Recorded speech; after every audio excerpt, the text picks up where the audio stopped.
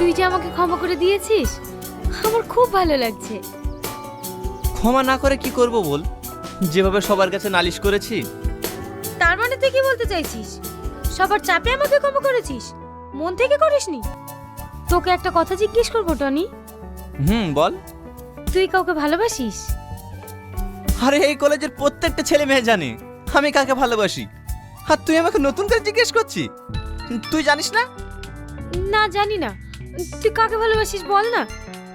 এই যে। তুই আংটিকে ভালোবাসিস?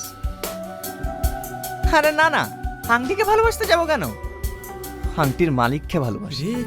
কেমন দেখতে মেয়েটা? জানি না, ওর সঙ্গে শুধু ফোনে আলাপ হয়েছে, এখনো সামনাসামনি দেখিনি। তার মানে না দেখে প্রেম? আচ্ছা মেয়েটা যদি দেখতে খারাপ হয় তাহলে কি করবি? ও যদি দেখতে কুৎসিত হয় না, তো আমি ওকেই ভালোবাসি আর ওকেই বিয়ে করব।